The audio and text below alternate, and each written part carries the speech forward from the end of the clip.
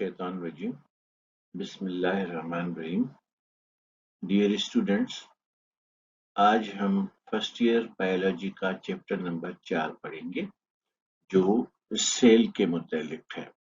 इसके बारे में ज़्यादा बताने से पहले मैं आपके सामने एक सवाल रखता हूँ कि बताइए कि स्ट्रक्चर बहुत इम्पोर्टेंट होता है या फंक्शन बहुत इम्पोर्टेंट होता है। मैंने अक्सर जब तुलबा से ये सवाल किया है तो ज़्यादातर स्टूडेंट्स का क्लास में जवाब होता है कि फंक्शन बहुत इम्पोर्टेंट। ऐसी बात नहीं है। देखिए, मैं कुछ फंक्शंस के नाम लूंगा पहले। जैसे आप देखते हैं, पर देखने के लिए आंखों का स्ट्रक्चर चाहिए। आप सूंघते हैं, नाक का स्ट्रक्चर चाहिए। आप सुनते हैं, कान का स्ट्रक्चर चाहिए। प्लांट्स में फोटोसिंथेसिस होता है, लीफ का स्ट्रक्चर चाहिए। तो फंक्शन इम्पोर्टेंट बाद में होता है, लेकिन असल इम्पोर्टेंस स्ट्रक्चर की होती है। स्ट्रक्चर होगा तो फंक्शन परफॉर्म होगा। तो ये जो सेल है, ये किसी भी लिविंग ऑर्गेनिज्म का स्ट्रक्चरल यूनिट भी है और फंक्शनल यूनिट। ये ऐसा सेल थ्योरी में भी लिखा हुआ है। Cell is the structural and functional unit of life. तो सेल के बारे में हम आज पढ़ेंगे। सेल तो तब से है जब से ऑर्गेनिज्म बने हैं, लेकिन सेल की जो डिस्कवरी है वो बहुत बाद में हुई, 16th सेंचुरी में हुई। तो ऐसा न समझा जाए कि 16th सेंचुरी में सेल बना था। सेल तो जब से ऑर्गेनिजम्स हैं, जब से सेल्स हैं। तो उसकी थोड़ी हिस्ट्री देख लेते हैं कि सेल की डिस्कवरी की जो तारीख है, तो वो क्या तारीख है। अब आप स्क्रीन पे देखें, ये 1509 और 1610 लिखा हुआ है। ये बुनियादी साल जो हैं वो माइक्रोस्कोप की इन्वेंशन से मतलूब है। आगे हम बताएंगे और ज्यादा डिटेल में। और 1663 में माइक्रोस्कोप की इम्प्रूवमेंट होती है। 1665 में दुनिया का पहला प्लांट सेल कार्क के एक टुकड़े से डिस्कवर होता है। 1677 में बैक्टीरियल सेल डिस्कवर होता है। 1831 में न्यूक्लियस डिस्कवर हुआ था। और फिर 1838, 39 और फिर 56 में साइंसदानों के कंट्रीब्यूशन से सेल थ्योरी प्रपोज की गई, जिसमें ये बताया गया कि सेल क्या है, वो लिविंग ऑर्गेनिजम्स के लिए क्यों जरूरी है, वगैरह वगैरह। तो आइए डिस्कवरी ऑफ सेल की थोड़ी हिस्ट्री पे नजर डालते हैं। जैसा कि मैंने कहा कि सेल की डिस्कवरी माइक्रोस्कोप की इन्वेंशन से वाबस्ता है। तो ये हैं हैंसन और जेंसन एंड हैंस। इन्होंने ये जो कंपाउंड माइक्रोस्कोप है, इसका ऑप्टिकल लेंस जो है वो इन्वेंट किया। और इन्होंने दुनिया की पहली माइक्रोस्कोप बनाने की, डेवलप करने की कोशिश की। याद रखें कि ये हैं हैंस और जेंसन। ये माइक्रोस्कोप के बुनियादी मौजूद में से एक है। फिर 1610 में इटालियन साइंटिस्ट, मुझे तो ये बहुत पसंद है साइंटिस्ट, इसकी अपनी जो डिस्कवरीज हैं, बेसिकली ये बायोलॉजिस्ट नहीं था, ये एस्ट्रोलॉजिस्ट था। और यही वो शख्स है जिसने कहा था कि दुनिया गोल है।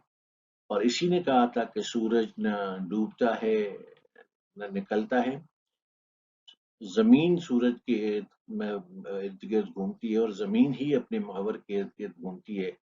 और फिर जहाँ जो हिस्सा जमीन का सूरज के सामने आता है तो वहां दिन होता है, और जो हिस्सा दूर हो जाता है वहां रात होती है। इसको फांसी चढ़ाया गया था। इटालियन कलीसा ने इसको बख्शा नहीं था। वो अलग बात है कि प्रोबेबली 1996 में रोम की जो कलीसिया है बाद अज मर्ग इससे माफी भी मांगी थी कि ही वॉज करेक्ट। तो ये वो साइंटिस्ट है जिनको क्रेडिट दिया जाता है कि इन्होंने दुनिया की पहली माइक्रोस्कोप डिजाइन की। हालांकि था ये एस्ट्रोलॉजिस्ट, तो माइक्रोस्कोप की डिजाइन का क्रेडिट इसी को जाता है। थोड़ी सी माइक्रोस्कोप के बारे में बात हो जाए, दुनिया में कई तरह के माइक्रोस्कोप्स होते हैं। उनमें सिंपल माइक्रोस्कोप है जिसको कंपाउंड माइक्रोस्कोप बोला जाता है। इसमें ऑप्टिकल लेंस इस्तेमाल होता है और आपके कॉलेजेस वगैरह में आपने हमेशा यही माइक्रोस्कोप देखा होगा। फिर मेडिकल हॉस्पिटल्स में जाएं तो आपको वहां एक्सरे माइक्रोस्कोप दिखेगा। ये भी एक तरह का माइक्रोस्कोप ही है और इसका इस्तेमाल करते हैं for the diagnosis of diseases. For example, अगर आप एक्सीडेंट के दौरान आपकी कोई हड्डी वगैरह टूट गई है तो एक्सरे से ही पता चलता है। तो ये मेडिकल के जो प्रॉब्लम्स है उसको डायग्नोस करने के लिए जो माइक्रोस्कोप इस्तेमाल होता है उसे एक्सरे माइक्रोस्कोप कहते हैं। देन रिसर्च के अंदर जो माइक्रोस्कोप इस्तेमाल होता है उसे इलेक्ट्रॉन माइक्रोस्कोप कहते हैं। ये तीनों असल में माइक्रोस्कोप्स हैं, पर तीनों के अंदर जो है वो अलग अलग चीजें इस्तेमाल होती हैं। मिसाल के तौर पर ये जो कंपाउंड माइक्रोस्कोप है इसमें ऑप्टिकल लेंस इस्तेमाल होता है और एक्स-रे माइक्रोस्कोप में एक्स रेज यूज होते हैं और ये 3 डायमेंशनल पिक्चर दिखा देता है किसी भी स्ट्रक्चर की। और यही इस माइक्रोस्कोप की खूबी है कि डायग्नोसिस में अच्छी खासी जो है वो हेल्प कर देता है। इलेक्ट्रॉन माइक्रोस्कोप में इलेक्ट्रॉन्स का बीम इस्तेमाल होता है और ये बड़ा ताकतवर किस्म का माइक्रोस्कोप है। स्क्रीन पे आपको 3 माइक्रोस्कोप नजर आ रहे हैं और ये तीनों कंपाउंड माइक्रोस्कोप हैं, लेकिन इनके अलग नाम हैं। ये मोनोक्यूलर माइक्रोस्कोप है क्योंकि इसमें एक ऑक्यूलर लेंस इस्तेमाल होता है, एक आंख से देख सकते हैं आप। ये बायनोक्यूलर माइक्रोस्कोप होता है, दोनों आंखें यूज होती हैं। और ये ट्राइनोक्यूलर माइक्रोस्कोप है, इसमें ये 2 लेंसेज भी हैं 2 आंखों से देखने के लिए और तीसरा जो है माइक्रोस्कोप फिट करने के लिए। क्योंकि जब आप कोई भी ऑब्जेक्ट माइक्रोस्कोप के अंदर देखते हैं तो फिर आप उसकी पिक्चर भी ले सकते हैं। तो इस माइक्रोस्कोप से जो मोनोक्यूलर है, इस माइक्रोस्कोप से जो बायनोक्यूलर है, पिक्चर नहीं ली जा सकती। इस माइक्रोस्कोप से पिक्चर ली जाती है और ये यूं समझें कि ये है तो कंपाउंड माइक्रोस्कोप, लेकिन ये रिसर्च पर्पस के लिए भी इस्तेमाल हो सकता है कि जो भी स्ट्रक्चर आपने इसके स्टेज पे रखा है उसकी आप फोटोग्राफी कर सकते हैं। एक्स-रे माइक्रोस्कोप एक जबरदस्त किस्म का माइक्रोस्कोप है। मैंने कहा पहले भी कि ये मेडिकल साइंसेस के अंदर डिजीज को डायग्नोस करने के लिए यूज होता है और 3 डायमेंशनल पिक्चर दिखाने की ये सलाहियत रखता है। पर इसको जिस रूम में रखा जाता है उसमें काफी सारा केयर करना पड़ता है। याद रखें कि एक्स-रे निकलवाना एक मेडिकल इमरजेंसी है और डॉक्टर्स के इस स्ट्रिक्ट सजेशन पे ही एक्स-रे निकलवाना चाहिए, वरना बार-बार एक्स-रे निकलवाने से जो एक्स-रेज हैं वो जेनेटिक म्यूटेशंस का सबब बनते हैं। मसलन लोअर एब्डामेन की अगर कोई एक्स-रे निकाला जाता है तो वहाँ टेस्टिस भी हैं और वहाँ ओवरीज भी हैं। तो रेज अगर इस टेस्टिस में स्पर्मेटोजेनेसिस का प्रोसेस हो रहा है और ओवरीज में oogenesis का प्रोसेस हो रहा है, तो ये रेज जब पास ऑन होंगे तो स्पर्म और ओवम के किसी न किसी जीन को ये डैमेज कर सकते हैं और फिर उससे मेंटली सॉरी जेनेटिकली रिटार्डेड बच्चे जन्म लेते हैं। तो एक्सरे इस्तेमाल करना चाहिए बड़े एहतियात के साथ और उसको बार बार इस्तेमाल नहीं करना चाहिए जब तक कि डॉक्टर सजेस्ट ना करे। ये कंपाउंड इलेक्ट्रॉन माइक्रोस्कोप है और मुझे इस पे थोड़ा काम करने का भी मौका मिला है और इसे बार-बार देखने का भी मौका मिला है जब मैं बर्तानिया में पीएचडी कर रहा था। तो ये कहने को तो एक माइक्रोस्कोप है, लेकिन ये एक बड़े लवाजमात के साथ एक अच्छे खासे बड़े रूम में ये रखा जाता है और इसकी खूबी ये है कि ये माइक्रोस्कोप अब किसी भी स्ट्रक्चर को उसके असल साइज से 10,000 गुना बड़ा करके दिखाने की सलाहियत रखता है। यानी आप वायरस देखना चाहते हैं तो ये वायरस का जो कुदरती साइज है उसे 10,000 गुना बड़ा करके स्क्रीन पे डिस्प्ले करेगा। बहुत ही खूबसूरत किस्म का माइक्रोस्कोप है। ज्यादातर ये रिसर्च के अंदर इस्तेमाल होता है। पाकिस्तान में चंद ही इदारे हैं जिनके अंदर ये इलेक्ट्रॉन माइक्रोस्कोप है। तो माइक्रोस्कोप की इजाद जो है वो रिलेट करती है डिस्कवरी ऑफ साइंस से। मैग्निफिकेशन का मतलब होता है किसी भी स्ट्रक्चर को बड़ा करके देखना। तो पहले मैंने गुजारिश की कि अगर आपके पास वायरस है, अगर आपके पास बैक्टीरिया है, तो ये तो माइक्रोस्कोपिक स्ट्रक्चर्स हैं, आपको दिखेंगे नहीं। लेकिन अगर आप इलेक्ट्रॉन माइक्रोस्कोप इस्तेमाल करेंगे तो इलेक्ट्रॉन माइक्रोस्कोप उस वायरस को, उस बैक्टीरिया को, उस अमीबा को, उस पैरामीशियम को या जो भी स्ट्रक्चर है ये 10,000 गुना उसके एक्चुअल साइज से बड़ा करके दिखाने की सलाहियत है।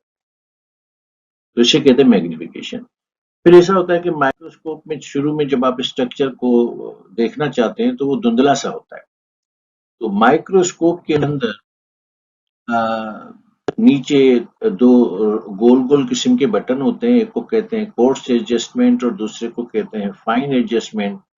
तो उससे क्या होता है कि अगर आपका स्ट्रक्चर धुंधला है तो आप उन बटन्स को घुमाकर आप अनक्लियर इमेज को क्लियर करके देखेंगे। तो दिस इज कॉल्ड रेजोल्यूशन। यानी अगर आपको इमेज माइक्रोस्कोप में क्लियर नजर नहीं आ रहा तो माइक्रोस्कोप के अंदर जो दो बटन हैं वो गोल गोल घूमते हैं। एक बड़ा होता है फोर्स एडजस्टमेंट, एक उससे छोटा होता है वो फाइन एडजस्टमेंट। तो उनको घुमाकर आप जो अनक्लियर इमेज को क्लियर करके देख सकते हैं। तो माइक्रोस्कोप इन्वेंट हो गई। इसी माइक्रोस्कोप को फिर रॉबर्ट हुक ने 1665 में इस्तेमाल किया। यह मैं वाज़ेह करता चलूं कि बायोलॉजी के फर्स्ट ईयर की किताब में कुछ जगह पे 1663 लिखा हुआ है, जबकि कंफर्म पिक्चर यही है। इंटरनेट से आप कंफर्म कर सकते हैं कि रॉबर्ट हुक ने ये जो सेल डिस्कवर किया था दैट वाज डिस्कवर्ड इन 1665। मैं इसमें एक एडिशनल बात बता दूं आपके रेफरेंस के लिए। मैंने किसी जगह पर पढ़ा था कि गैलीलियो गैलीली ने जो माइक्रोस्कोप बनाई थी वो ज्यादा पावरफुल नहीं थी। उसमें जो लेंस इस्तेमाल होता था उसकी ताकत थी पावर 10। अब पावर 10 का लेंस किसी भी स्ट्रक्चर को क्या बड़ा करके दिखाएगा। तो रॉबर्ट हुक ने उसी माइक्रोस्कोप को थोड़ा इम्प्रूव किया था और उसने उसमें पावर 40 का लेंस लगाया था। ये मैंने कहीं पढ़ा था कि और वो ये काम उन्होंने किया था 1663 में। यानी रॉबर्ट हुक ने जो आर्टिकल मैंने पढ़ा उसके मुताबिक 1663 में माइक्रोस्कोप को इम्प्रूव किया। फिर 1665 में 1665 में इन्होंने लकड़ी के एक टुकड़े से जिसको कॉर्क कहते हैं वो दुनिया का पहला प्लांट सेल उसमें डिस्कवर किया और वो प्लांट सेल डेट था। और तो ये कहानी है 63 और 65 की। लेकिन ज्यादातर कंसर्न इसी पे है कि Robert Hooke was the first person who discovered the cell, and that was the plant cell. It was discovered in 1665. ये एंथोनी वॉन लोएनहुक हैं। इसको क्रेडिट दिया जाता है कि इसने 1677 में दुनिया का पहला बैक्टीरियल सेल डिस्कवर किया था फ्रॉम ड्रॉप ऑफ वाटर। इसकी ज्यादातर तफसील बैक्टीरिया की और उसकी डिस्कवरी की चैप्टर 6 में हम टच करेंगे। ये हैं Robert brown, young looking gentleman. तो इसने न्यूक्लियस डिस्कवर किया था। अब थोड़ा सा कंफ्यूजन दूर कर दूं, न्यूक्लियस ये है। इस जगह पे साइटोप्लाज्म फिलहाल नहीं दिखाया गया। न्यूक्लियस ये है, ये जो अंदर छोटा सा है ये न्यूक्लियोलस है। तो nucleus was discovered by Robert brown. तो पहले प्लांट सेल डिस्कवर होता है, फिर बैक्टीरियल सेल डिस्कवर होता है और फिर उसमें न्यूक्लियस डिस्कवर होता है। अगर आप ईयर्स पे जाएं तो 1665 में दुनिया का पहला सेल डिस्कवर होता है और 1831 में यानी कई तकरीबन दो सवा सौ सदियां गुजरने के बाद ये न्यूक्लियस डिस्कवर होता है। तो आप उस जमाने में साइंस की तरक्की का अंदाजा लगा सकते हैं कि साइंस ने कितनी तेजी से तरक्की की हुई थी। आज का दौर मुख्तलिफ है। आप अगर कोई मोबाइल लेना चाहते हैं, सैमसंग की मार्केट में जाएं तो आपसे पूछेंगे कि कौन सा मॉडल जाए, कल वाला, पिछले हफ्ते वाला, उसे अगले महीने, पिछले महीने वाला। तो इस वक्त तो साइंस बड़ी तेजी से तरक्की कर रही है, लेकिन किसी जमाने में साइंस बड़ी स्लो तरक्की करती थी और उसकी वजूहात भी थी। गैलीलियो को फांसी चढ़ाया गया था, वगैरह वगैरह। तो there was so much fear in the scientific community. बहरहाल साइंस पहले बड़ी स्लो थी और अब बहुत फास्ट है। तो इस तरह से आपका सेल और प्लांट सेल और बैक्टीरियल सेल और न्यूक्लियस डिस्कवर। स्क्रीन पे जो चार साइंसदान नजर आ रहे हैं आपको, इनमें ये हैं Robert Hooke, who discovered the cell.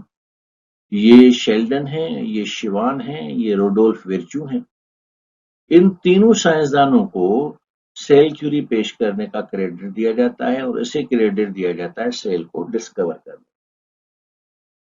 तो सेल डिस्कवर हुआ, उसके बारे में जो स्टेटमेंट सामने आई वो ये है कि the cell is a structural and functional unit of all living organisms। यानी दुनिया में जितने भी ऑर्गेनिजम्स, बैक्टीरिया से लेकर आप तक और मुझ तक। मैंने आपकी और अपनी बात इसलिए क्योंकि माना ये जाता है कि सबसे आखिर में मैमल्स आए और मैमल्स में सबसे आखिर में जो है वो इंसान की जो होमोसेपियन स्पीशी है वो वजूद में आई। तो बैक्टीरिया से लेकर किसी भी इंसान तक यानी होमोसेपियन तक जितने भी जानदार बने हैं, उनकी बॉडी के तमाम स्ट्रक्चर्स को भी सेल बनाते हैं और स्ट्रक्चर्स जो फंक्शन करते हैं तो वो भी सेल ही की वजह से करते हैं। मसलन आपका दिल कार्डियक सेल से बना है तो कार्डियक सेल्स दिल के स्ट्रक्चर को बनाते हैं और कार्डियक सेल्स ही फंक्शन करते हैं तो दिल फंक्शन करता है। हेपेटिक सेल्स आपके लिवर को बनाते हैं तो हेपेटिक सेल लिवर का स्ट्रक्चरल यूनिट है और लिवर जो काम करता है वो हेपेटिक सेल्स ही काम करते हैं। तो वो हमारा फिर फंक्शनल यूनिट है। तो cell is a structural and functional unit of life. ये स्टेटमेंट आई जब सेल डिस्कवर हुआ, पहले प्लांट सेल, फिर बैक्टीरियल सेल, फिर न्यूक्लियस वगैरह। तो फिर ये स्टेटमेंट सामने आई। 1838, 1839 और 1856 में शेल्डन, शिवान और रोडोल्फ विर्चू ने जो थ्योरी पेश की थी that is called cell theory. माना जाता है कि ये दुनिया बायोलॉजी की ये सबसे कदीम थ्योरी है, हालांकि ऐसा नहीं है। इससे पहले भी एम्पीडोकल्स ने, विनोजोन ने, जीनोफेन ने काफी सारी थ्योरीज दी थी। थ्योरी ऑफ एवोल्यूशन के लिए भी कहा जाता है कि वो अरिस्टोटल के जमाने से चली आ रही है। अब अरिस्टोटल कोई 16th सेंचुरी का बंदा तो था नहीं, जमाना कबलस तारीख का बंदा था। तो बहरहाल सेल थ्योरी है। इसके नुकात हैं कि all organisms are made up of one or more cells, क्योंकि कुछ जानदार प्रोटोजोआ होते हैं, यूनिसेल्यूलर होते हैं, एक सेल के बने होते हैं जिसमें अमीबा, पैरामीशियम, यूग्लिना और क्लैमिडोमोनास आ जाते हैं। और कुछ मेटाजोआ यानी मल्टी सेल्यूलर होते हैं, उसमें परिंदे, अपना बर्ड्स, मैमल्स, रेप्टाइल्स सब उसमें मल्टी सेल्यूलर में आते हैं। तो तमाम ऑर्गेनिज्म या तो सिंगल सेल के बने होते हैं या ज्यादातर सेल्स के बने होते हैं, बड़ा सेल्स के बने होते हैं। तो ये इस थ्योरी का पहला नुकता ये है कि तमाम जानदार सेल से बने। तो दूसरा नुकता है कि the cell is the basic unit of all living things. तमाम जानदारों का जो बेसिक यूनिट है जिससे वो बने हैं, वो सेल है। और तीसरा नुकता ये है कि all cells come from pre existing cells. इसको थोड़ा सा यूं वाजे करें कि जब आप पैदा होते हैं तो आप बहुत छोटे होते हैं, आपके अंदर 2 ट्रिलियन के करीब सेल्स होते हैं। और जब आप एडल्ट ह्यूमन बीइंग बन जाते हैं तो आपके पास 60 ट्रिलियन सेल्स होते हैं। तो होता ये है कि सेल्स जो पहले एग्जिस्ट करता है वो सेल डिवीजन के जरिए नए सेल को बनाते हैं। और एक सेल अपनी लाइफ में 50 बार सेल डिवीजन करता है। तो जो सेल डिवीजन होती है, तो जो नए सेल्स बनते हैं वो पुराने सेल्स के ऊपर बैठते हैं। इस तरह से स्ट्रक्चर जो है वो खड़ा होना शुरू हो जाता है, तो आप छोटे से बड़े हो जाते हैं। तो जो बाद में सेल्स बनते हैं वो आसमान से नहीं आते, वो जो पहले वाले सेल्स हैं वो सेल डिवीजन से वो नए सेल्स को बनाते हैं। तो इस नुक्ते का मतलब ये है कि all cells come from pre existing cell, यानी जो सेल पहले है वो सेल डिवीजन करेंगे, और जब सेल डिवीजन होगी तो नए सेल्स बनेंगे, और जब नए सेल्स बनेंगे तो छोटे से स्ट्रक्चर से बड़ा होना शुरू हो जाते हैं। कितना सा नन्हा सा पौधा तनावर दरख्त हो जाता है, एक छोटा सा इतना सा बेबी जो है वो एक बड़ा इंसान बन जाता है। तो this all is contribution of the cells. Cell की दो टाइप्स हैं, एक कहलाता है प्रोकैरियोटिक सेल, ये दुनिया का पहला सेल है, और उसके बाद जो सेल्स बने थे वो यूकैरियोटिक सेल है। बुनियादी फर्क ये है, वैसे तो बहुत सारे डिफरेंस है, लेकिन नाम से प्रोकैरियोटिक का मतलब होता है before creation of the nucleus. तो प्रोकैरियोटिक सेल ऐसा सेल होता है जिसमें वेल डिफाइंड न्यूक्लियस नहीं होता, साइटोप्लाज्म होता है। और यूकैरियोटिक सेल वो होता है कि जिसमें वेल डिफाइंड न्यूक्लियर मेम्ब्रेन होती है, और उसके अंदर का जो रीजन है वो न्यूक्लियस होता है। और ये बुनियादी फर्क है। Eukaryotic cell has well defined nucleus, nuclear membrane, and prokaryotic cell के अंदर जो nuclear membrane, well defined nucleus नहीं होता। अ, इस एक डिफरेंस के अलावा दूसरे डिफरेंसेस भी हैं, लेकिन जो बुकिश डिफरेंस मैं आपसे इस वक्त डिस्कस कर रहा हूँ कि जहां न्यूक्लियर मेम्ब्रेन एब्सेंट होती है, जब न्यूक्लियर मेम्ब्रेन एब्सेंट होती है तो न्यूक्लियस एब्सेंट होता है, सीधा सीधा मतलब ये हुआ। तो in case nuclear membrane is absent, the cell is prokaryotic, और अगर न्यूक्लियर मेम्ब्रेन मौजूद है तो सेल यूकैरियोटिक होता है। अब यहाँ पे थोड़ा सा कंफ्यूजन होता है कि जहां न्यूक्लियर मेम्ब्रेन नहीं है तो न्यूक्लियर प्लाज्म भी नहीं होगा, और चूंकि सेल के बारे में कहा जाता है कि इसमें क्रोमोसोम्स न्यूक्लियस में होते हैं, तो फिर प्रोकैरियोटिक सेल में न्यूक्लियस नहीं है तो फिर क्रोमोसोम भी नहीं होंगे, ऐसी बात नहीं है। न्यूक्लियर मेम्ब्रेन नहीं है, न्यूक्लियस के अंदर का जितना भी मटेरियल है वो न्यूक्लियाइड के तौर पर साइटोप्लाज्म में फैला हुआ होता है। तो न्यूक्लियर मेम्ब्रेन नहीं है, बाकी न्यूक्लियस के अंदर का सारा मटेरियल यहाँ पे मौजूद है। और यहाँ पे तो चूंकि न्यूक्लियर मेम्ब्रेन है तो nuclear material with in nucleus है, और यहाँ न्यूक्लियर मेम्ब्रेन नहीं है तो न्यूक्लियर मटेरियल साइटोप्लाज्म में फैला हुआ है। ये तस्वीर बड़ी दिलचस्प है, इसमें आप कंपेयर कर रहे हैं एक प्रोकैरियोटिक सेल को दो यूकैरियोटिक सेल से, जिसमें एक एनिमल सेल है और दूसरा प्लांट सेल है। अगर आप सेल के मुख्तलिफ पार्ट्स के नाम ले लें तो सेल वाल से लेकर ये सारे सेल के मुख्तलिफ पार्ट्स हैं, सेंट्रियोल्स और endoplasmic reticulum, mitochondria, Golgi body वगैरह। तो ये प्रोकैरियोटिक सेल है, ये सेल के मुख्तलिफ पार्ट्स के नाम हैं। ये प्रोकैरियोटिक सेल है, ये एनिमल का यूकैरियोटिक सेल है, और ये प्लांट का यूकैरियोटिक सेल है। इसमें आप देखेंगे कि सिर्फ 3 स्ट्रक्चर हैं, एक है सेल वाल, दूसरा सेल मेम्ब्रेन, और तीसरे राइबोसोम्स, जो कि तीनों के अंदर मौजूद हैं। सेल वाल, सेल मेम्ब्रेन और राइबोसोम, ये तीनों के अंदर मौजूद होते हैं। लेकिन बाकी जो सेल के पार्ट्स होते हैं वो प्लांट सेल में होते हैं, एनिमल सेल में होते हैं, क्योंकि वो दोनों यूकैरियोटिक हैं, पर वो स्ट्रक्चर्स जो हैं वो प्रोकैरियोटिक सेल में नहीं होते। मसलन माइटोकॉन्ड्रिया है, तो माइटोकॉन्ड्रिया प्रोकैरियोटिक सेल में नहीं होता, और यूकैरियोटिक सेल में एनिमल सेल भी आता है, प्लांट सेल भी आता है, तो उसमें होता है। तो इसको इस तरह से कंक्लूड करते हैं कि किसी भी प्रोकैरियोटिक सेल में और यूकैरियोटिक सेल में 3 स्ट्रक्चर्स कॉमन होते हैं, एक सेल वाल होती है, दूसरी सेल मेम्ब्रेन होती है, और तीसरे राइबोसोम्स। नाउ प्रोकैरियोटिक सेल्स में आप मिसाल दे सकते हैं बैक्टीरिया की, आप मिसाल दे सकते हैं साइनोबैक्टीरिया की, आप मिसाल दे सकते हैं ब्लू ग्रीन एल्गी की। और ये जो पानी आपको स्क्रीन पे नजर आ रहा है, इसका कलर ग्रीन इसलिए है क्योंकि इसमें ब्लू ग्रीन एल्गी है। और गर्मियों के मौसम में, ये आप चैप्टर 7 में पढ़ेंगे, गर्मियों के मौसम में इनके अंदर पॉपुलेशन काफी बढ़ जाती है, और जैसे जैसे इसकी पॉपुलेशन बढ़ती है तो जो क्रिस्टल क्लियर पानी है उसका कलर जो है वो ग्रीन हो जाता है। तो ये green colour due to algae है। तो प्रोकैरियोटिक सेल में बैक्टीरिया, साइनोबैक्टीरिया यानी जिसको ब्लू ग्रीन एल्गी कहते हैं, ये आ जाते हैं, और these are the cells without nucleus, without nucleus. अब हम अगले टॉपिक पे जा रहे हैं। टॉपिक है isolation of compartments of the cell. इसको सेल फ्रैक्शनेशन भी कहते हैं। देखिए, आपके पास एक सेल है, उसमें बहुत सारे ऑर्गेनेल्स हैं, माइटोकॉन्ड्रिया से लेकर न्यूक्लियस तक, क्रोमोसोम से लेकर एंडोप्लाज्मिक रेटिकुलम है, राइबोसोम्स है, गोल्जी बॉडीज है, पेरोक्सिसोम्स हैं, ग्लाइऑक्सिसोम्स हैं। इस सारे सेल के स्ट्रक्चर है, और हर स्ट्रक्चर का एक शेप भी है, और वो कोई ना कोई फंक्शन भी परफॉर्म करता है।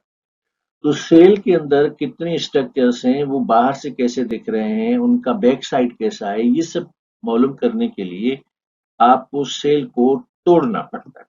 उसके हर एक पार्ट की, every part of the cell is actually one compartment of the cell. तो आप उसको तोड़ते हैं, when you break the cell, so every part of the cell becomes separate, and then you can pick any part, and under the microscope you can have a very good study of that part of the cell. और particularly आपके पास अगर electron microscope हो, तो बाल की खाल उतार कर भी आप देख सकते हैं। तो सेल को अगर डिटेल में देखना है, तो उसके हर एक कंपार्टमेंट को अलग करना पड़ेगा, और इसके लिए मैन्युअली भी किया जा सकता है, लेकिन ये सेंट्रीफ्यूज मशीन इस्तेमाल होती है। You put a very tiny tissue of any plant, any animal in these tubes, और फिर इसको ढक्कन को बंद कीजिए और बटन को प्रेस कीजिए। ये मशीन 2000 आरपीएम यानी रोटेशंस पर मिनट पे काम करती है।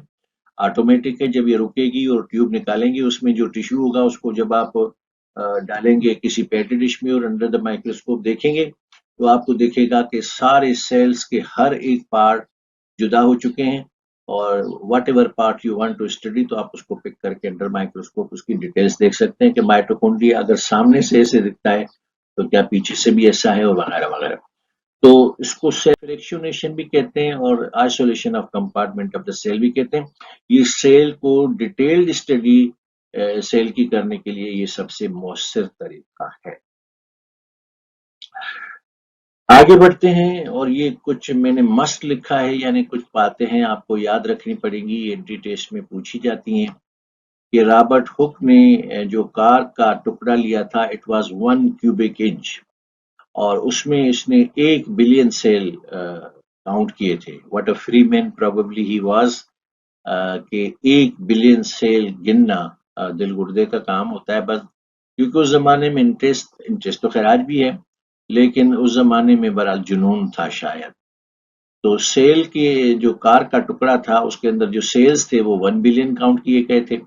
न्यू बॉर्न बेबी में 2 ट्रिलियन सेल्स होते हैं, और जब वो बेबी एडल्ट बन जाता है तो ये 60 ट्रिलियन होते हैं। अब ये मैं वाजे करूं, किसी भी बेबी में, यानी हर बेबी में तो 2 ट्रिलियन सेल नहीं होंगे, हर इंसान तो 60 ट्रिलियन सेल्स का नहीं होता। ये एवरेज वैल्यू है।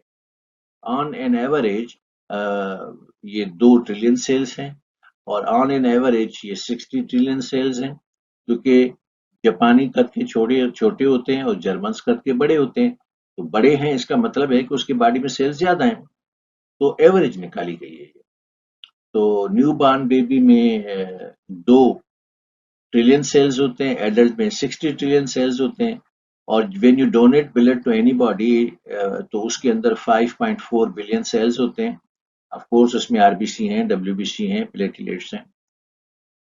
वो अलग बात है कि हम आगे पढ़ेंगे चैप्टर 14 में कि आरबीसी और जो प्लेटलेट्स हैं ये कार्पसेल्स हैं, एक्चुअली ये सेल्स नहीं है, और वो कार्पसेल्स और सेल्स में फर्क क्या होता है वो भी उस वक्त हम पढ़ेंगे। लेकिन when you donate a pinpoint of blood, it contains 5.4 billion. तो आप किसी से जोक कर सकते हैं कि मैंने आपको 5.4 बिलियन ब्लड सेल्स दिए। ब्लड डोनेट करना चाहिए, ये सेहत के लिए भी अच्छा होता है, और किसी जरूरतमंद की सेहत अगर अच्छी हो जाए तो ये सवाब का काम भी है।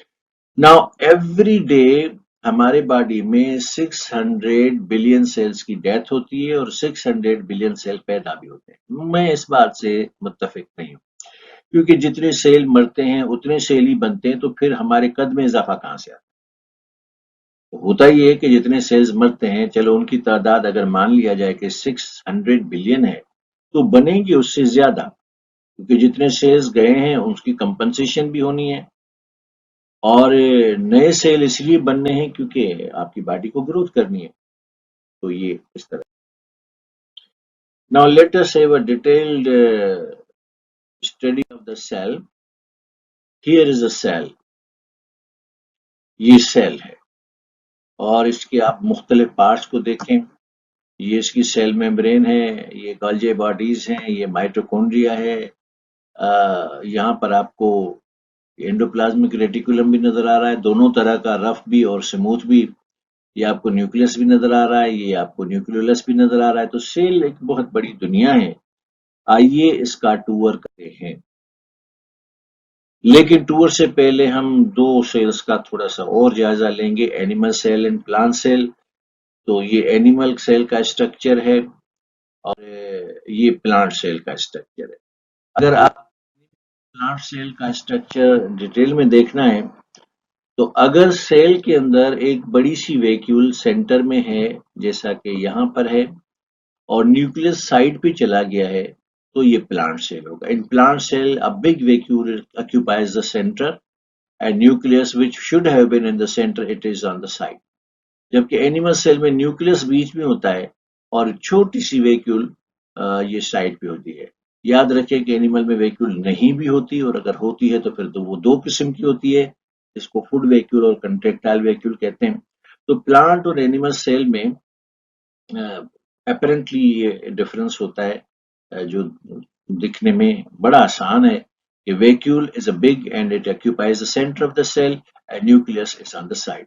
और एनिमल सेल में nucleus occupies centre of the cell and vacuole is on the side.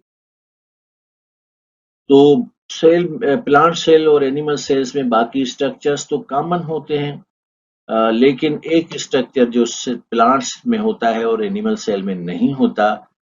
वैसे तो दो स्ट्रक्चर्स हैं, एक है सेल वाल और दूसरे है प्लास्टिड्स, क्लोरोप्लास्ट प्लास्टिड्स। क्योंकि क्लोरोप्लास्ट प्लास्टिड्स में क्लोरोफिल होता है और प्लांट्स उस क्लोरोफिल को दिन की रोशनी में लाइट को ट्रैप करके फोटोसिंथेसिस करते हैं और अपने लिए एनर्जी का रॉ सोर्स यानी ग्लूकोज बनाते हैं। तो प्लांट्स जो हैं वो, उनमें सेल वाल होता है, एनिमल में नहीं होता। प्लांट्स के अंदर क्लोरोप्लास्ट प्लास्टिड्स होती है जो कि एनिमल्स में नहीं होती। तो न्यूक्लियस के और वैक्यूल की पोजीशन के साथ साथ ये दोनों चीजें भी जहन में कर लेनी चाहिए। अब हम सेल मेम्ब्रेन, जिसको प्लाज्मा मेम्ब्रेन कहते हैं, उसके बारे में पढ़ते हैं। ये किताबों में लिखा हुआ कि द सेल की आउटर मोस्ट बाउंड्री यही है। हालांकि प्लांट सेल में सेल मेम्ब्रेन के बाहर सेल वाल होती है। तो चलो पढ़ते हैं कि प्लाज्मा मेम्ब्रेन को सेल मेम्ब्रेन कहा जाता है। ये सेल की आउटर मोस्ट बाउंड्री होती है और चूंकि ये बैरूनी दीवार है सेल की, तो ये सेल को प्रोटेक्ट भी करती है। और किसी भी केमिकल सब्सटेंस को बाहर सेल से सेल में अंदर आना है या सेल के अंदर से बाहर निकलना है, तो इस ट्रांसपोर्ट को वो सेल मेम्ब्रेन ही कंट्रोल करती है। और सेल मेम्ब्रेन में ये सलाहियत होती है कि ये कुछ चीजों को सेल में दाखिल होने की इजाजत देती है और कुछ को नहीं देती। तो रिटेन सम मटीरियल केमिकल का मतलब होता है कुछ केमिकल्स को ये रोकती है। वजह ये कि सेल मेम्ब्रेन के अंदर छोटे छोटे होल्स होते हैं। अंदर दाखिल होने वाला मटेरियल अगर उस होल से बड़ा होगा तो सेल मेम्ब्रेन उसे रिटेन करेगी, वो मटेरियल अंदर नहीं आएगा। इसका मतलब कि cell membrane is a semi permeable membrane. बास चीजें जो सेल के मेम्ब्रेन के होल्स से छोटी हैं वो अंदर आ सकेंगी, और अगर वो बड़ी हैं तो वो जब तक, अगर वो बड़ा पॉलीमर है, जब तक वो मोनोमर में कन्वर्ट ना हो जाए तो सेल मेम्ब्रेन के सुराखों से अंदर दाखिल होने की वो सलाहियत नहीं रखता। So cell membrane is not a kind of membrane which will allow every material to come in and go out. ये सेल मेम्ब्रेन की कंपोजिशन है। इसमें तीन किस्म के मटेरियल होते हैं, लिपिड्स होते हैं, प्रोटीन्स होती हैं और कार्बोहाइड्रेट्स होते हैं। अब सेल मेम्ब्रेन का एक बैरूनी हिस्सा होता है जिसको एक्टोप्लाज्म कहते हैं और दूसरा अंदरूनी हिस्सा होता है जिसको एंडोप्लाज्म कहते हैं। एक्टोप्लाज्म में आप देख सकते हैं कि फास्फोलिपिड के मॉलिक्यूल की एक लेयर है बाहर की तरफ से और दूसरी लेयर है अंदर की तरफ से, ये भी फास्फोलिपिड के मॉलिक्यूल्स की लेयर है। ये जो ग्रीन कलर की आपको नजर आ रही है, ये इंट्रिंसिक और एक्सट्रिंसिक प्रोटीन्स हैं और ये कार्बोहाइड्रेट्स वगैरह हैं। यहाँ पे हम उसको सेल मेम्ब्रेन के स्ट्रक्चर को और ज्यादा डिटेल से देख सकते हैं कि सेल मेम्ब्रेन के अंदर दो पैरेलल लेयर्स होती हैं, the ectoplasm and the endoplasm. इसमें जो एक्टोप्लाज्म होता है उसमें फास्फोलिपिड के मॉलिक्यूल की एक लेयर होती है और इस लेयर में ये ऊपर फास्फेट है और नीचे फैटी एसिड्स हैं और नीचे वाली लेयर में ये फास्फेट है, ये फैटी एसिड्स हैं। तो जो पोलर हेड्स होते हैं वो एक दूसरे से दूर होते हैं और ये जो फास्फोलिपिड के लिपिड के फैटी एसिड्स के जो हैं स्ट्रक्चर्स ये आमने सामने होते हैं। और ये याद रखें कि the non polar tail face each other, यानी ये टेल एक दूसरे से आमने सामने है और जो पोलर हेड है वो दूर होता है। ये पोलर हेड एक दूसरे से दूर है। और ये भी याद रखें कि phospholipid is maximum in the cell membrane. कुछ स्टूडेंट्स को ये अंडरस्टैंडिंग होती है कि सेल मेम्ब्रेन में सिर्फ फास्फोलिपिड का लिपिड होता है। नहीं, ऐसी बात नहीं है। सेल मेम्ब्रेन में कोलेस्ट्रॉल भी होता है। सेल मेम्ब्रेन में फास्फोलिपिड के साथ साथ कोलेस्ट्रॉल भी होता है। और बाज सेल्स तो ऐसे ऐसे होते हैं जैसे फेट सेल्स वगैरह, तो इसमें 50% कोलेस्ट्रॉल होता है। तो ये गलत होगा मानना कि cell membrane is only made up of phospholipid. No, it's not like that. Cell membrane can also have cholesterol. ये आपको कोलेस्ट्रॉल के आपको स्ट्रक्चर्स वगैरह नजर आ रहे हैं। तो जनाब, दिस इज अनदर स्ट्रक्चर। ये सिंगर और निकलसन ने 1972 में ये सेल मेम्ब्रेन का फ्लूइड मोज़ेक मॉडल पेश किया था। According to that, cell membrane has two layers, one on the outer side, one on the inner side. और इसी के अंदर जो फास्फोलिपिड के मॉलिक्यूल्स हैं ऊपर भी हैं और फास्फोलिपिड के मॉलिक्यूल नीचे भी हैं। इसमें फास्फेट ऊपर की जानिब दूर होता है और ये जो आपके फैटी एसिड्स हैं वो आमने सामने। सेल मेम्ब्रेन के अंदर प्रोटीन्स भी होती हैं और ये दो किस्म की होती हैं। इंट्रिंसिक प्रोटीन जो होती हैं वो इनसाइड द लिपिड होती हैं, जैसे कि यहाँ पर आप देख सकते हैं फास्फोलिपिड के अंदर जो है इंट्रिंसिक प्रोटीन। और एक्सट्रिंसिक प्रोटीन जिनको पेरिफेरल प्रोटीन कहते हैं ये आउटसाइड होती है, ये जैसा कि आप ये देख सकते हैं। तो सेल मेम्ब्रेन जो है वो प्लांट सेल की हो या एनिमल सेल की हो, it is involved in very important biological functions such as diffusion, osmosis, ectotransport, endocytosis और exocytosis. Now assume करें कि हम डिफ्यूजन को डिफाइन करेंगे। assume करें कि ये सेल मेम्ब्रेन है, तो free transport of chemical substances across the cell membrane is called diffusion. Across की बात हो रही है, यानी बाहर से केमिकल्स अंदर जा रहे हैं और अंदर से थोड़े बाहर भी आ रहे हैं। अब ये है मिसाल, अगर कोई एनिमल सेल है और उसको ऑक्सीजन चाहिए तो how come animal cell will stop entry of oxygen. और अगर उसी एनिमल सेल को कार्बन डाइऑक्साइड निकालना चाहिए तो how animal why animal cell would stop carbon dioxide not to leave the cell and go out. तो पानी का सेल है, water molecule, a molecule of carbon dioxide and oxygen, ये रोके नहीं जाते, ये फ्री ट्रांसपोर्ट करते हैं फ्रॉम आउटसाइड टू इनसाइड। और इस प्रोसेस में कोई एनर्जी रिक्वायर्ड नहीं होती। मॉलिक्यूल आते जाते सेल मेम्ब्रेन को डिस्टर्ब नहीं करते, तो सेल मेम्ब्रेन उनकी आने और जाने में कोई रुकावट भी नहीं डालता। तो ये पैसिव प्रोसेस है, इसमें एनर्जी यूज नहीं होती। नाउ ऑस्मोसिस जो है ये भी बेसिकली पैसिव प्रोसेस है और इसमें ये होता है कि कंसंट्रेशन का डिफरेंस होता है। फॉर एग्जांपल अगर मैं आपसे पूछूं कि सेल में मैक्सिमम पानी कितना है तो आप कहेंगे 90%, यानी 100% नहीं है ना। अगर 90% है तो सेल में मजीद 10% पानी आने की गुंजाइश है। तो अगर सेल के अंदर कंसंट्रेशन लो है और सेल के बाहर कंसंट्रेशन हाई है, तो हाई कंसंट्रेशन से लो कंसंट्रेशन की तरफ मॉलिक्यूल मूव करेंगे और this is called osmosis. It's a movement of molecule from higher concentration to lower concentration और इसके अंदर भी कोई एनर्जी वगैरह रिक्वायर्ड नहीं होती। नाउ यू सी हियर, यहाँ कंसंट्रेशन लो है, यहाँ कंसंट्रेशन हाई है, तो मॉलिक्यूल जो है ना वो सेल मेम्ब्रेन को क्रॉस करके हाई कंसंट्रेशन से लो कंसंट्रेशन की तरफ जाएंगे। और ये जाने का अमल तब तक होता है जब दोनों जानिब सेल मेम्ब्रेन के कंसंट्रेशन इक्वल ना हो जाए, उसको कहते हैं ऑस्मोटिक इक्विलिब्रियम। तीसरा फंक्शन जिसको मैं डिफाइन करूंगा दैट इज एक्टिव ट्रांसपोर्ट। कभी कभी ये होता है कि सेल को आप हाइपरटोनिक सॉल्यूशन में रखते हैं। मिसाल के तौर पर आपने अपने पौधे उगाए हैं ऐसी जमीन में जहां जमीन में साल्ट की मिकदार ज्यादा है। अब पौधे के अंदर जो सेल होता है उसमें साल्ट 1% होते हैं, साल्ट 1% होते हैं, मिनरल्स 1% होते हैं। तो पौधा जमीन में होना चाहे होगा तो जमीन के अंदर से जो पानी पौधे में आएगा उसमें भी साल्ट 1% होंगे तो पौधा उसको एक्सेप्ट करेगा। लेकिन अगर साल्ट की मिकदार ज्यादा होगी तो साल्ट हाई कंसंट्रेशन सॉइल में ज्यादा है, सेल में कम है, तो सॉइल से हाई कंसंट्रेशन सेल में आएगी, तो सेल के अंदर से पानी को बाहर निकलना पड़ेगा। तो active transport is a movement of the molecule, जहां मॉलिक्यूल हाई कंसंट्रेशन से लो कंसंट्रेशन की तरफ नहीं जाते, लो कंसंट्रेशन से हाई कंसंट्रेशन की तरफ जाते हैं, और इसमें एनर्जी वेस्ट होती है, सेल की एनर्जी वेस्ट होती है। तो ये एक्टिव प्रोसेस है, ये पैसिव प्रोसेस नहीं है। और यहाँ पे एक आपको पॉइंट बताऊंगा, क्योंकि एक्टिव ट्रांसपोर्ट में सेल की एनर्जी वेस्ट होती है, इसलिए ऐसे किस्म के सेल्स में फिर माइटोकॉन्ड्रिया ज्यादा होते हैं, क्योंकि एनर्जी वेस्ट होती है और माइटोकॉन्ड्रिया पावर हाउस है सेल का, तो वो एनर्जी जनरेट करते हैं। एंडोसाइटोसिस ऐसा प्रोसेस है जिसमें कोई भी मॉलिक्यूल अज्यूम करें कि सेल मेम्ब्रेन है और ये कोई बैक्टीरियल सब्सटेंस बैक्टीरिया है या कोई और, तो बाहर से ये सेल में एंटर होंगे तो ये आके सेल मेम्ब्रेन को हिट करेंगे।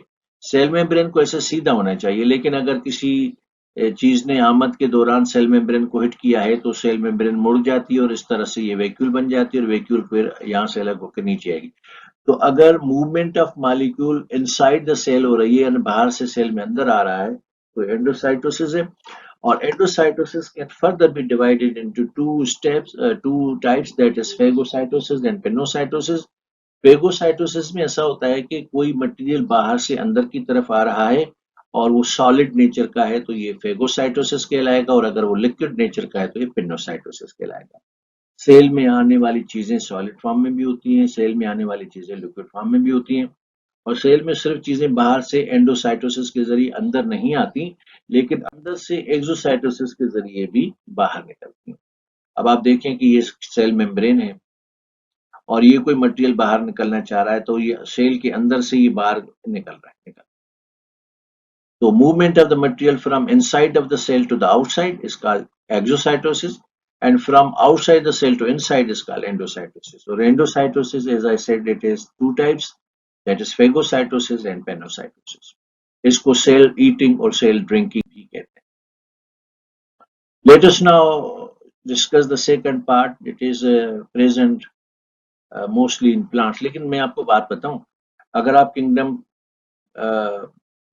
मोनेरा से शुरू करें, सेल वाल होती है, प्रोटिस्टा में शुरू करें, सेल वाल होती है, फंगस में देखें सेल वाल होती है, प्लांट्स में देखें सेल वाल होती है।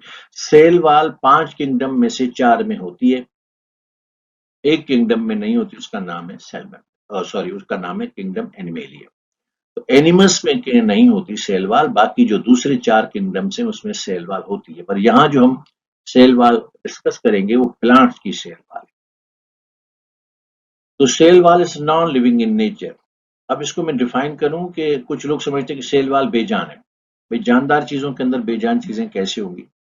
बेजान नहीं है, बनने के बाद ये डेड हो जाती है वो अलग बात है, लेकिन बनने के दौरान तो जानदार होती। असल में नॉन लिविंग इन नेचर इसलिए क्योंकि सेल में कोई चीज एंटर होती है या सेल से कोई चीज बाहर खारिज होती है तो सेल वाल के जो प्लाज्मोडेस्माटा है उसको रोकते नहीं, सेल मेम्ब्रेन रिटेन करती है ना, जिसकी वजह से मैंने उसको सेमी परमिएबल मेम्ब्रेन कहा।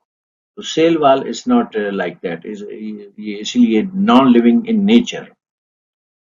थोड़ा सा लाइटर साइड पे बता दूं कि अगर घर में कोई बच्चा है, नौजवान है, सोया हुआ है और बेटी माँ को कहती है कि अम्मा इसको भेजो दही ले आए, तो माँ कहती है ये भाई छोड़ो ये तो मुर्दा सा है। वो मुर्दा होता है? वो कोई मुर्दा नहीं होता, लेकिन उसका बिहेवियर मुर्दों जैसा होता है क्योंकि वो उठता ही नहीं है। उठेगा तो 3-4 रोटियां खा लेगा शायद, लेकिन बहरहाल तो नॉन लिविंग इन नेचर होता है। तो cell wall is non living in nature, और इसकी बनावट में सेल्यूलोज होता है जो कि पॉलीसेकेराइड कार्बोहाइड्रेट है। और बास प्लांट्स की सेल वॉल में लिग्निन भी होता है और पैक्टिन भी होता है। तो अभी तफसील पढ़ेंगे। ये पैक्टिन और सेल्यूलोज तो तकरीबन सब में होता है, लेकिन हायर प्लांट्स में उस इन दोनों के साथ साथ फिर लिग्निन भी होता है। What is middle lamella? आपको स्क्रीन पे दो प्लांट सेल नजर आ रहे हैं। तो ये एक प्लांट सेल की सेल मेम्ब्रेन है और ये दूसरे प्लांट सेल की। तो यहाँ पर देखें दोनों की सेल वॉल आपस में मिल रही हैं। दोनों प्लांट्स की सेल वॉल जिस जगह पे मिल रही हैं that is called middle lamella. और इन सेल वॉल को कंपैक्ट करके यानी एक दूसरे से जोड़ के रखने वाली ताकत कैल्शियम और मैग्नीशियम की वजह से। तो यहाँ से अगर आप कैल्शियम और मैग्नीशियम को रिमूव करेंगे तो दोनों सेल एक दूसरे से अलग हो जाएंगे, क्योंकि मिडिल लेमिला वो जगह है जहाँ कैल्शियम ज्यादा है, जहाँ मैग्नीशियम ज्यादा है। तो सेल वाल से जुड़ी हुई है। और अगर इन दोनों केमिकल्स को विथड्रॉ किया जाए तो सेल वाल एक दूसरे से जुदा हो जाएगी, यानी एक सेल दूसरे सेल से आइसोलेट हो जाएगा। दो किस्म की सेल वाल होती है, प्राइमरी सेल वाल और secondary cell wall. Primary cell wall पहले बनती है जब कोई बेबी सेल होता है उसमें, और वो बेबी सेल जब बड़ा होता है तो उसके साथ फिर प्राइमरी सेल वाल के साथ सेकेंडरी सेल वाल भी आती है। तो primary cell wall first cell wall होती है प्लांट सेल की, and it is very thin in young cells, and when cells become mature the primary cell wall becomes thick. पहले ये thin होती है, बाद में thick होती है। और it is made up of 50% hemicellulose, 25% cellulose and some pectin. तो ये इसकी हेमीसेल्यूलोज है, सेल्यूलोज और पैक्टिन है, और ये इनका परसेंटेज है जो किताब में मेंशन किया गया है। तो ये this is a primary cell wall. Then there is a secondary cell wall. It is formed inside the primary cell wall, यानी सेल जो प्राइमरी सेल वॉल बनी थी वो पहले बनी थी, वो अंदर होगी तो उसके अंदर से फिर सेकेंडरी सेल वॉल भी डेवलप हो जाती है। और सेकेंडरी सेल वॉल में सेल्यूलोज प्रेजेंट होता है और लिग्निन प्रेजेंट होता है। और ये लिग्निन जो है वो सीमेंटेड टाइप का मटेरियल है। सेल वॉल में इसकी मौजूदगी किसी भी प्लांट सेल को खासा स्ट्रॉन्ग कर देती है। और ये जो बड़े बड़े एक होते हैं ना हर्ब्स, छोटे से पौधे, दूसरे उनसे बड़े होते हैं वो शर्ब्स, और जो दरख्त होते हैं वो ट्रीज होते हैं। तो उनको अपना इस्तेकाम चाहिए खड़े होने के लिए, तो लिग्निन उनको स्ट्रेंथ प्रोवाइड करती है। तो there are two type of cell wall, that is primary cell wall and secondary cell wall. Secondary cell wall की खसूसियत ये होती है कि उसमें लिग्निन होता है, जिसके बारे में हम आगे चल के पढ़ेंगे कि ये प्रोटीन है कि कार्बोहाइड्रेट है। What are the plasmodesmata? ये आपको नजर आ रही है। ये सेल वाल के बीच में जो ये गैप है, ये वाला, ये वाला, तो ये जो गैप है ये असल में सेल वाल के होल्स हैं। These holes are called plasmodesmata. So these are the places of the cell wall where deposition of the cell material does not take place. यानी यहाँ पे सेल का कोई मटेरियल नहीं है, ये सेल वाल के होल्स हैं जो प्लाज्मोडेस्मेटा कहलाते हैं। और ये जो है एसेंट ऑफ शेप, यानी उसमें बड़ी हेल्प करते हैं। एसेंट ऑफ शेप का मतलब होता है movement of the water and mineral from soil to leaf. तो ये जो उसकी मूवमेंट है पानी की, और पानी के साथ साथ उसमें डिजॉल्व मिनरल्स की, तो ये प्लाज्मोडेस्मेटा से बड़ी फास्ट होती है। तो सेल मेम्ब्रेन में होल्स होते हैं तो उस मेम्ब्रेन पोर्स कहलाते हैं, और सेल वाल में अगर ये होल होंगे तो ये प्लाज्मोडेस्मेटा कहलाते हैं। Now functions. किसी भी प्लांट सेल की सेल वाल उसे मैकेनिकल सपोर्ट देती है, और सेल वाल किसी भी प्लांट को शेप दे सकती है। मसलन सेल वाल अगर राउंडेड है तो शेप राउंडेड होगा, रेक्टेंगुलर है तो शेप उस तरह का होगा, एलिप्टिकल है तो सेल उसी शेप का होगा। यानी स्ट्रक्चर की अपीयरेंस का ताल्लुक सेल की सेल वाल पे डिपेंड करता है। और सेल वाल सेल को रिजिडिटी प्रोवाइड करती है। अगर एक सेल वाल है तो सेल कम रिजिड होगा, और अगर सेकेंडरी सेल वाल है तो दो सेल वाल हो जाती है तो सेल ज्यादा रिजिड होगा। और सेल वाल जो है वो इम्बाइबिशन में भी हेल्प करती है। मैं अभी थोड़ी इसी तस्वीर से आपको समझाऊंगा कि इम्बाइबिशन क्या है। और सेल वाल जो है वो it acts as a permeable membrane, यानी यहाँ से किसी भी मटेरियल को अंदर आने से कोई रुकावट नहीं होती। एम्बाइबेशन एक ऐसा प्रोसेस है जिसमें कोई भी प्लांट का स्ट्रक्चर पानी को एब्जॉर्ब करता है और उसके नतीजे में उसकी साइज एनलार्ज हो जाती है। आपने नोटिस किया होगा कि जब बारिशें आती हैं तो कुछ दिनों के बाद जब बारिशें खत्म हो जाती है तो खिड़की और दरवाजे जो लकड़ी के बने होते हैं वो आप बंद नहीं कर सकते। उसकी वजह ये है कि लकड़ी मैंने एटमॉस्फेयर के अंदर जो वाटर मॉलिक्यूल्स है उसको एब्जॉर्ब किया और एब्जॉर्ब करने की वजह से वो स्ट्रक्चर एनहांस हो गया। तो खिड़की दरवाजे जब तक दोबारा सूख न जाए तब तक उनके बंद हो करने में और खोलने में प्रॉब्लम होती है। कुछ लोग गलती से फिर उसको रंदा लगवा के थोड़ा सा अपना काम निकालते हैं, लेकिन वो जो श्रिंकेज बाद में होगी तो उससे फिर आपकी खिड़कियों के अंदर गैप ही आ जाएगा। ये मैं आपको ग्राम सीड दिखा रहा हूँ। अगर आप इनको ओवरनाइट भिगोएं तो शुरू में इनका साइज ऐसा सा होगा, लेकिन 24 घंटे के बाद आप देखें या ओवरनाइट आप देखेंगे तो आपके जो चने हैं वो अपनी साइज में फूल जाते हैं। तो पानी अगर सेल के किसी टिश्यू में चला जाए और इन रिजल्ट वो टिश्यू जो है वो साइज में बड़ा हो जाए, increase in the size of any tissue after uptaking the water is called emulsion.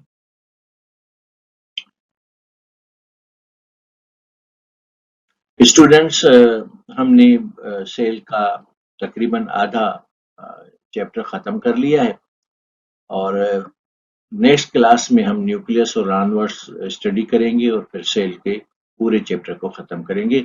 उम्मीद करते हैं कि आपको ये कंसेप्ट समझ में आए होंगे। फिर हम आपको एक प्रैक्टिस शीट भी देंगे, इससे हम आपको वीकली टेस्ट भी देंगे, प्रैक्टिस शीट को भी डिफाइन करेंगे, वीकली टेस्ट को भी डिफाइन करेंगे। जस्ट इन केस अदरवाइज आपके पास कोई भी क्वेश्चन है तो आप मुझसे पर्सनली पूछ भी सकते हैं। Thank you very much. Have a nice day.